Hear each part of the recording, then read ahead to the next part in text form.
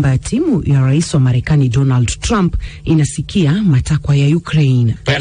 The first priority is a reliable peace. Mapema Jumapili, Rais Trump alilaumu Ukraine kwa kuonyesha kutokuwa na shukrani kabisa kwa juhudi za Marekani za kumaliza vita vya Urusi na Ukraine. Rais huyo vilevile alibainisha kuwa mataifa ya Ulaya ambayo mengine ni washirika wakuu wa Ukraine wanaendelea kununua mafuta kutoka Urusi. Aidha, Rais Trump amerejelea matamshi yake kwamba vita hivi havingetokea iwapo angekuwa mamlakani wakati huo.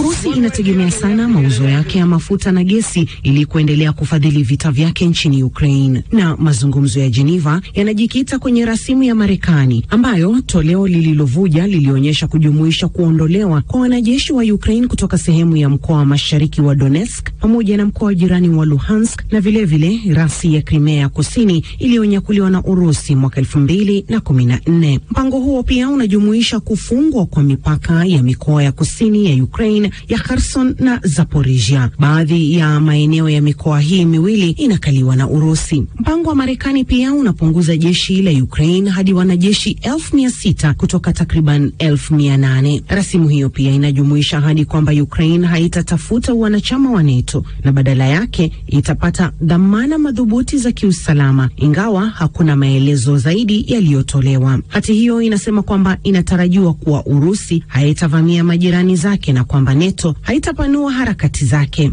Aidha, inapendekeza Urusi irejeshwe katika uchumi wa dunia kupitia kuondolewa kwa vikwazo na kualikwa kurejea katika kundi la G7 la mataifa yenye nguvu zaidi duniani na kulifanya kuwa G8 tena.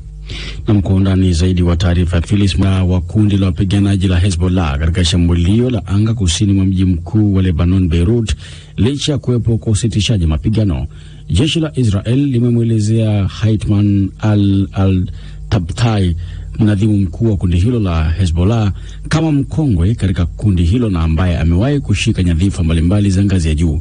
Zaidi na Halima Nyanza. Wizara ya afya ya Lebanon imesema katika shambulio hilo lililofanywa na wanajeshi wa Israeli kwenye jengo la ghorofa lililopo katika wilaya ya Dahie yenye msongamano wa watu 5 wameuawa na wengine 28 kujeruhiwa. Hezbollah imethibitisha kifo cha kiongozi wake huyo na kuongeza kuwa Israeli imevuka mpaka kwa kufanya shambulio hilo ambalo ni mara ya kwanza kufanyika kusini mwa Beirut baada ya miezi kadhaa. Shambulio hilo limefanyika wakati ambapo Israeli imeongeza kampeni yake dhidi ya watu ambao inasema inadai wanafungamana na Hezbollah, kundi la Waislamu wa madhehebu ya Shia wanaoungwa mkono na Iran. Licha ya kuwepo kwa makubaliano ya kusitisha mapigano ambayo yalisimamiwa na Marekani na Ufaransa yaliyoanza kufanya kazi Disemba mwaka jana, maafisa wa Israel wanasema Hezbollah imekuwa ikijaribu kujenga tena uwezo wake kijeshi, ikisafirisha silaha kwa siri kuingiza Lebanon na kuongeza utengenezaji wa ndege zisizo na rubani kama njia mbadala ya matumizi ya roketi na makombora.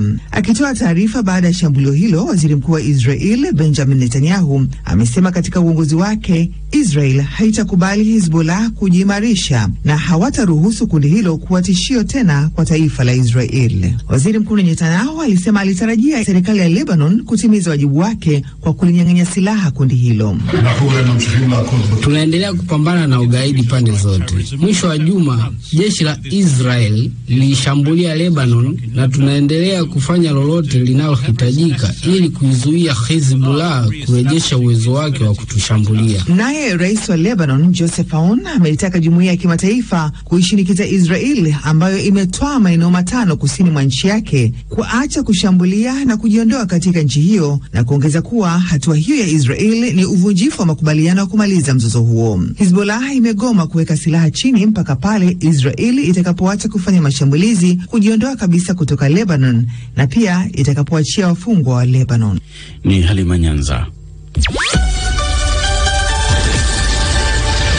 Rais wa Marekani Donald Trump siku ya Ijumaa alisema kwamba alikuwa na katisha mara moja ulinzi wa muda wa kufukuzwa kwa Wasomali wanaoishi Minnesota na kuharakisha mwisho wa mpango ulioanza mwaka 1991 chini ya rais mwingine wa Republican.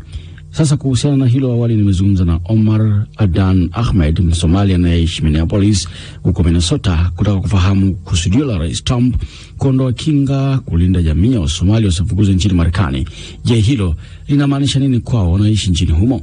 Hilo ni jambo la kusisitiza sana, kuwastua watu wengi sana, imewaleta hofu na mashangao mengi sana, hasa kwa watu wengi wa Somali ambao wanaishi hapa. Tena kitu ambaye ni ajabu ya kushangaza, anahitaja Minnesota peke yake, na si Minnesota peke yake Wasomali wanaishi kote 50 states ya Marekani. Hii ni jambo ambaye ni kuonyesha racism, ni inaonyesha chuki mingi kwa hii community ya Wasomali. Watu wengi wameongea na wamepinga, wengine wanaelekea mahakamani, na sisi mahali tuko Minnesota leo ndo tutakuwa na press conference ya really kuongea hiyo mambo. Rais Trump ametangaza kwamba ataondoa ile kinga ya kulinda jamii ya Wasomali wasifukuzwe kutoka Marekani. Je, hilo linamaanisha nini kwenu mnaoishi huko? Sisi tuliastuka vile nilisema, na Wasomali wale wako wana hiyo TPS kwanza ni 750 the entire US. Wasomali wengi wako na cheti, wako wengine ni citizens, wengine wako na green card. Actually tulisema hivyo kwenye Twitter yake. Tumeona hiyo it has never happened,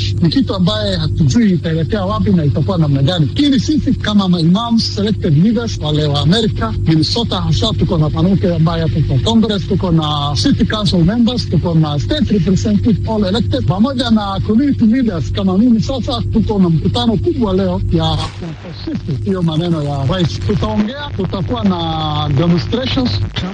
Kwamba eneo kama Minnesota ndio mahali ambapo fedha iliyopatikana kwa njia ya kigaidi inapelekwa. Kwa nini unadhani amesema maneno kama haya? Hiyo ni careless statement. Watu ambao wako kwenye TPS kwanza hawana biashara, wako kwa small time contract ambayo wanafanya kazi ya from hand to mouth. Ameongea tu hiyo, hana evidence yoyote. Hiyo ni chuki tu kwa Wasomali.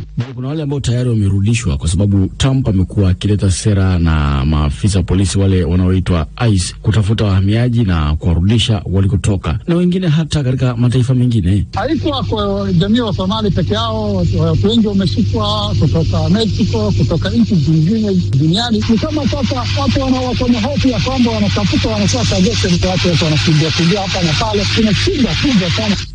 Namni Omar Adan Ahmed, mkazi ama Msomali anayeishi nchini Marekani. Na sasa tunakwenda moja kwa moja viwanjani na sports lady Phyllis Mote.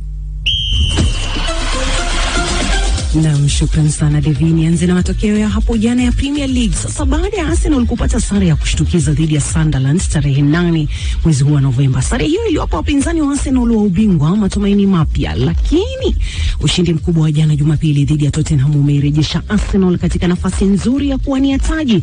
Eberechi Eze alikuwa akihusishwa na uhamisho kwenda Spurs majira ya kiangazi, na ndiye alikuwa shujaa wa mchezo huo akifunga hat-trick yake ya kwanza kwenye soka la watu wazima na ya kwanza katika North London Derby tangu mwaka 1978 huko Arsenal ikichapa Tottenham magoli 4-1. Aston Villa ilishinda kwa magoli 2-1 dhidi ya Leeds, na leo Manchester United watakipiga na Everton. Na kwenye La Liga Jude Bellingham alifunga bao moja na kutoa pasi ya bao lingine, huku Real Madrid ikirejea kileleni mwa La Liga licha kulazimishwa sare na timu ya Elche.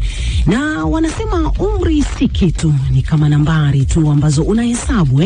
Sasa Cristiano Ronaldo alirudisha kumbukumbu za zamani kwa kufunga bao la kuvutia aina ya overhead kick katika ushindi wa Al Nassr wa magoli 4-1 dhidi ya Al Khalij kwenye Saudi Pro League. Mchezaji huyo mwenye umri wa miaka 40 anafikia bao lake la 954 katika maisha yake ya soka, huku bao hilo likitajwa kama lile maarufu